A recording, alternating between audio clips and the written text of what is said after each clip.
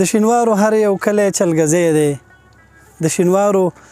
هر یو کلی چلګزی دی باورزی پکې ګرځه سترګې سرې د چلګزي بابا د نوم په یاد او د دغه سرسبزي او ښکلې سیمې په یاد باندې به تاسو ته د چلګزي نوم او هغه منظر در په سترګو شوی او یا به مو ذهن ته راغلی وي دغه سیمه چلګزی بابا نومیږي کومه چې د سپین غر په لمن کې د شینوارو د یو قوم په حیث باندې دلته پرته ده میشته د اوسیږي چلګزی بابا د خپل تاریخي سیر او قدامت له طریقه د ډېر لرغونتیا لري او په همدغه سیمه کې د هیواد لوی نومیالي شاعران زیږېدلي دي او سترګې راغړولې دي د دغه کلي چلګزی بابا نومیږي ښاغلی ښه شاعر شفیع الله بابرزی منصب چلګزیوال همداراز د ناخوانۍ په برخه کې جندر او امانت صوفي جان همداراز خدای بخښلی عمرزی صاحب لازم خان سعید نمکی صاحب او د ترنم یو شاهکار نوم ښاغلی غنمګل مسکین جان صاحب نواب خان او دغه کسان دي چې د هیواد په سطحه باندې په شعر او شاعرۍ او د ادب او هنر لاړ ځلیدلي دي همدغې سیمې چلګزي بابا زیاتره ځوانان په زده کړو باندې عملا بوخت دي چې هغه په په کور دننه دي او زیاتره زده کړیالان به هیواد نه بهر په زده کړو باندې بوخت دي تر څو د هیواد لپاره ښې لاسته راوړنې ولري او سبا یې دلته په کار واچوي د چلګزي بابا د سیمې څخه په څو کسان چې زیاتره د لوبو او د سپورټ له ډګران په نړیوالو میدانونو کې ځلیدلي دي چې همدغه د دغې کلي برکت دی د دغه کلي خلک زیاتره په تعلیمونو باندې مصروف دي ځوانان زده کړې ترسره کوي سلګونه کسان لا هم په هیواد په کور دننه په دولتي او خصوصي سکتور کې په دندو باندې بوخت دي دغه سیمه کې بیا هغه کسان چې په کور او کلي باندې اوسېږي هغه بیا د دهقانۍ له طریقه د خپل ژوند چارې مخته وړي چلګزی بابا د نوم نسی معلومیږي دغلته یو ډېر لرغونی او په زړه پورې تاریخي ابده چې هغه د چلګزي بابا د زیارت په نوم باندې یادېږي هغه هم له ځانه سره لري زموږ همکار ملګری کمرمین ملګری الفت محب ځای صاحب چې دغه سیمې اوسېدونکی دی دی راسره مرسته کوي له دغه ځایه ښکاري کومې چې ډېرې تاریخي پاس منظر نه رابدي خوا ښکلې ونې ورسره د ونو نبدي خوا کومه احاطه چې ښکاري مقبره هم ده دلته چلګزي بابا مقبره د هغه چې د لرغونتوب د لحاظه سلګونه کلونه تاریخي پیر او هغه سیر لري دا هغه څه دي چې چلګزی بابا پې ښکلی دی دلته به له ډېرو لرو ځایونو نه په اخترونو کې په ځینو ځانګړو ورځو کې به خلک راتله میلې به یې کولې دلته به حلواګانې پخېدې دلته به خلکو په زیارت پسې زیاتره عاشقانو تیږې تړلې چې ټوټو پورې وتړي تر څو یې نصیب را به یې درشي مالګې به یې دلته په ساده اصطلاح څټلې به یې تر څو دا د ځینو امراضو دپاره شفا وګرځي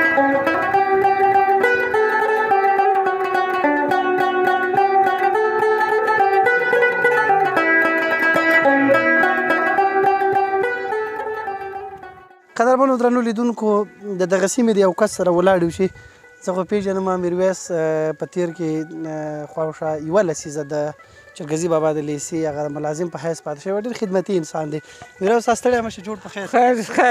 خیر څنګه حال دی قراري ده قراري ده ژوند څنګه تېرېږي ژوند بلا چې بس تنګسي دي تېرېږي بس څه شی نشته دی نو خلک د مصیبت سره مخ دي نو دا لکه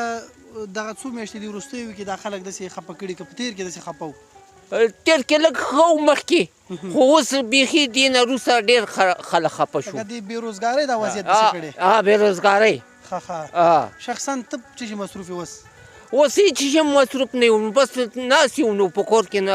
هېڅ شی کار هم نشته راوځو نه کار شته نه روزګار شته دی د دغه پل لږ دې خوا تاسو راشئ چې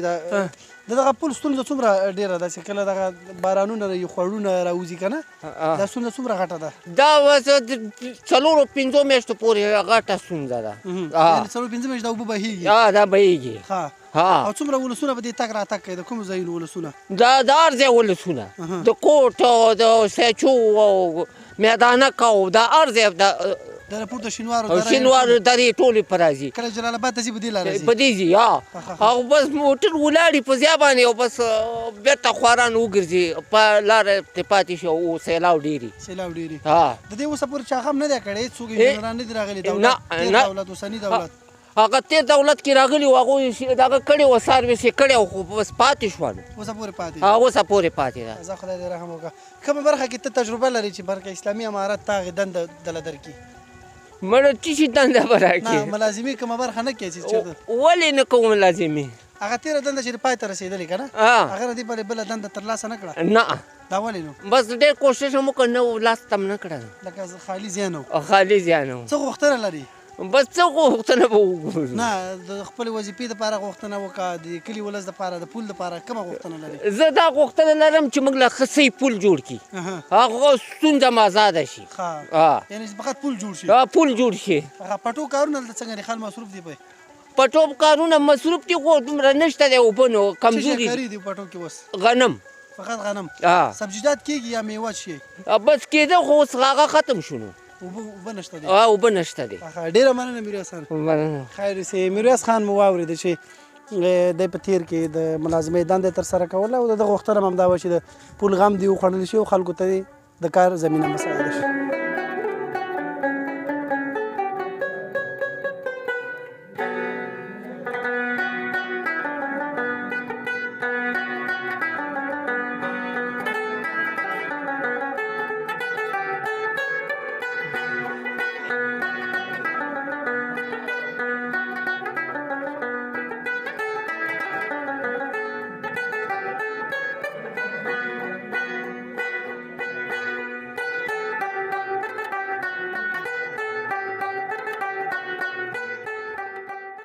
بیا هم سلامونه او ښې پرځایونه ومنئ همدلته چلګزي بابا کې یو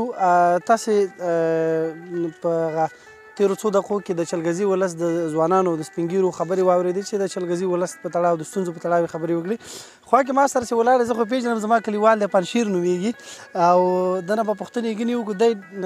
په دغه لویو لارو باندې چې کوم بډیکوټ نه راځي شینوارو ته اچین سپین غر ولسوالۍ ته مارکو ته دغه ځایونو باندې ګرځي لویو لارو سړکونو باندې د ډریورۍ هغه کسب مخ ته وړي دا چې د دوی ژوند څنګه دی خبرې اترې ورسره لرو پنشیر خانه ستړی مه شې السلام علیکم وعلیکم سلام خیر راغلی چې زموږ غریبو څنګ ته راغلی زموږ احوال اخلئ څنګه دی ژوند څنګه دی دلته ستونزې مشکلات څنګه دي تېر کې څنګه و سورلي مزدوري اوس وخت څنګه دی مخکې ولا ښه وه اوس بیخي سبی مونځ اودس وکړو راوځو نو ټیارې اډې ته لاړ شو موږ نه 15 موټر مخکې چې موږ ته څو لمبر راځي ورځ هم رانه تېره شوې او بل چې مازدیګره پورې وګرځو نو بس موږ هېڅ هم نشو برابرولی همدومره وکړو چې خپل دغه په واش او تیل میل او بس هېڅ هم نشته دی یعنې دې ولسونو کې چې کله اډې ته ځئ 15 موټر نور هم وي او د موږ نه مخکې چې موږ سبی کې زو وختي موږ نه مخکې هغه نور تلي نو بس موږ چې زموږ اډه کې بیا په نوبت کې کار او بیا هغلته زموږ خپلو کې سره نوبت دی 15 موټر هلته مخکې خو چې موږ هر څومره مازدیګره پورې وګرځو هېڅ هم نشو پیدا کولی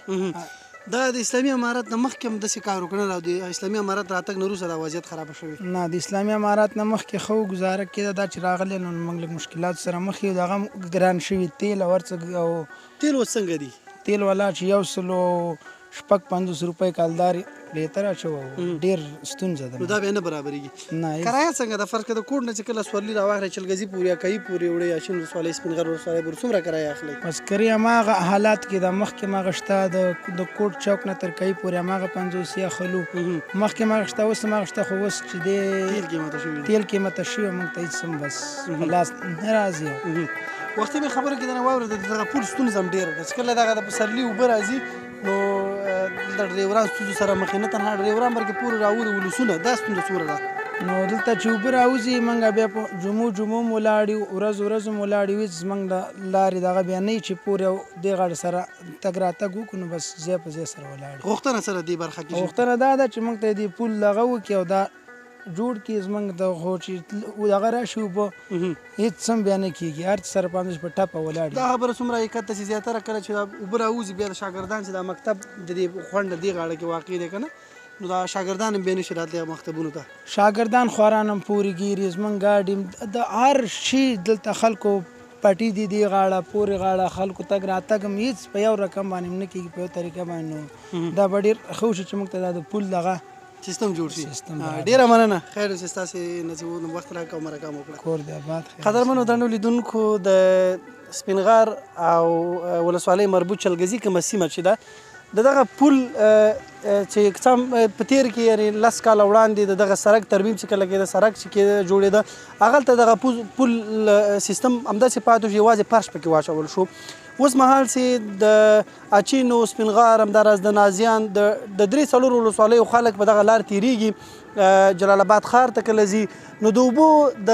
راتګ پر مهال باندې دغه لویه لاره د ټولو خلکو په مخ باندې بند دی. تر ټولو لویه ستونزه دا ده چې چلګزي لیسه چې کومه ده د خوړ په یوه اړخ کې موقعیت لري. کله چې دغه اوبه راځي دلته په سلګونو شاګردان بې سرنوشته پاتې کېږي، په ورځو ورځو باندې مکتب ته نه ځي، الله چې د امتحان مهمې ورځې به وي یا درسونو هغه مهمې ورځې دي. غوښتنه همدا ده چې د چلګزي ولس دپاره د نه تنها چلګزي ولس دپاره په ګډه تمامېږي بلکې د زرګونو نورو کورنیو دپاره چې دغه لاره باندې تګ راتګ کوي ګټوره تمامېږي. خدای دې وکړي چې د دغه ولس دغه غوښتنې ومنل شي او زر تر زره ورته دغه د پول زمینه مساعده شي.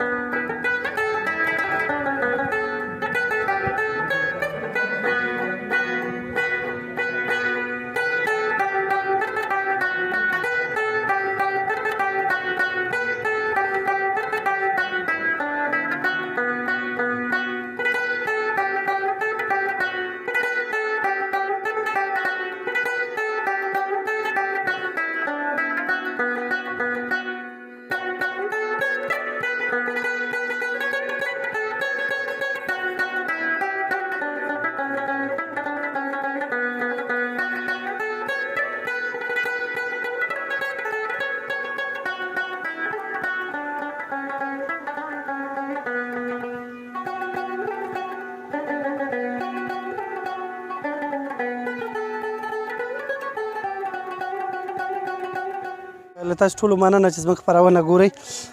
چلګزي بابا سیمه کې تر ډیره د ځوانانو ټولنې دي، هغه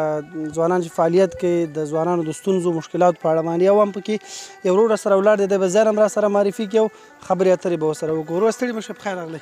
خیر اوسې وروره، پخیر علي پردیش صاحب ښه مننه. کور مو دا نوم دې واخله. نوم مې توریالی دی او د ننګرهار ولایت اچین ولسوالۍ چلګزي بابا د کلي اوسېدونکی یم. ډېر ښه. توریالی خان د ځوان په حیث باندې دلته تاسو فعالیتونه کوئ، ژوند کوئ، اوس ځوانان په څه شي باندې مصروف دي؟ والله ځوانان خو اوس خواران بس ټول وزګار دي، څوک لاړه خارج ته او چا مکتبونه نیمه کې پرېښود، څوک پوهنتونونه چا پرېښود او بس دلته نشته داسې کاروبار چې مونږ پې خپل وخت ځان مصروف وساتو. سیاسي تحول چې راغلی دی سقوط نه وروسته دا وضعیت داسې شوی دا وضعیت داسې شوی دی او ټول خواران لاړو، چا پوهنتونونه پرېښود، څوک مکتبونه او ټول لاړه خارج ته. هغه هم څه رسېدلي دي او څوک نه دي. والله بس دلته د خلکو اقتصادي وضعیت بیخي خراب دی. هغه خلکو نه چې مقصد اسلامي امارت یا نور ټول دي، غوښتنه څه ده د ځوانانو د مصروفولو په برخه کې؟ غوښتنه مو دا ده چې باید ځوانانو ته کار پیدا شي او کار اهل کار ته وسپاري. او زمونږ ډېر ځوانان دي چې ډېر د تعلیم په برخه کې ډېر تعلیمونه حاصل کړي دي او ډېرو خواران بس په کور دي، اوس لا څه نشته نه نو. یعنې هڅې ډېرې کړي دي، اوس بې سرنوشته ګرځي او ډېر بې سرنوشته دي. او دلته زمونږ د چلګزي بابا دغه یوه غټه ستونزه دغه ده چې کم د 1,000 پورې شاګردان لري، خو داسې مکتب زمونږ داسې صحیح نه دی. د باران او د باد او د دې د هغې نه بس ماشومان باد او باران څکلی بیا ماشومان مکتب ته نه ځای نه لري او ځای نه لرو د مکتب او نور داسې څه دغه هم نشته چې زموږ ځوانان په خپل وخت او ځان مصروف وساتي. داسې څه کاروبار نشته دی. بس یو همدغه کار دی چې بس دغه خارج راته بس دغه دی چې بس همدغه خارج ته چې بس وځو دی. خیر اوسې، ډېره مننه تاسو نه. خیر اوسې. شکر مدان. قدرمنو لیدونکو مننه. فضلي اوس تاسو سره ولاړ یو زموږ مشر دی، دی به را سره وغږېږي. ستړي مه شئ.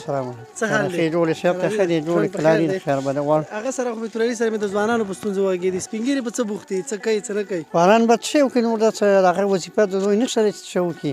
او څوک چې بېدسته دي هغه په کورو کې لمونځونه کوي، څوک چې په دست دي هغه خواران راځي خپل لمونځونه کوي. او نور دا تمانونه چې دغه اسلامي امارات په دغې کې چې خالي د دومره ترقي الله ورکړي او د دومره دغه توان شي چې د ځوانانو طبقې له یو کاروبار روزګار کړي او په دغه خوشحالي د دغه. ته په څه بوخت یې شخصا؟ زه اوس دستي همداسې راغلی یم، مېرمن یم په حساب کې او کوشش کوم چې خپله یو مخکینی یو ته دغه وکړم. همدلته پاتې کېږي که نه بېرته نو کیدای شي کور کې مې دستي فعلا پاکستان کې دی او ګون کوشش کوم چې څه به دلته زمينه د کار مسایل شامل دلته پاتې ها کوشش مې ده ان شاء الله چې کوشش مې نیولې خدای معلوم باره راکړي ټول مسلمانان ته چلګزي کې د سیده حاصلاتو په برخه کې څه ډیر کیږي پټوي کې خلک مصروف دي نو اوس خو دا څه شنه شم دغه مټر دی دغه سبزي مې خواران کوي مخکې خو کوکنار هغه کښتم داسې پوره نشته دی باندې کنه او نو د څه دا خنه څه خاص نه لګړي د سبزي او لګه سبزي دا سبزي خرڅلو په خاطر کوي کنه خپل کور لګري دا نه خرڅ کوي خو لکه ځنی وخت کې بس وچکالي راشي دوبو کمی راشي دا خپل مصارف هم نه پوره کوي وبوستون زی او دا یو کار زما وخت خبرې موږ ماده کفایت نه کوي کنه نه دا ډېر د سیاده ترمیم شي یا نو ټیولونه ورشي پرین بل دا سره لاري دي دغه خړونه دي کې بچ کوم شي پلونه مو ضرورت دا وره دا مطلب خلکو ته ډېر پتا راته کې باران کې ډېر تکلیف دی بس موږ دغه د مدرسو په باره کې د کمزورتیا د مکتبونو کمزورتیا هم دا ټول ته بس پیسې تاسو کوشش کوئ د موږ ډېره مننه السلام علیکم السلام علیکم لیدونکو مننه تاسو د چلګزي د ولس د ځوانانو د عوامدارز د مشرانو خبرې واورېدې خدای دې وکړي چې دغه خبرو خلک واوري بل اخره ځوانانو ته د کار زمينه مساعد شي هغه برخه کې چې ستونزې مشکلات لکه د مکتب د احاطې ستونزه د تعمیر همدارس د کاریزونو د لویو لارو د ویالو دغه ټولې ستونزې خدای دې وکړي چې حل شي او خلک همدغلته په کور دننه په کار روزګار باندې شي تر څو بهر ملکونو ته ځلخه نه کړي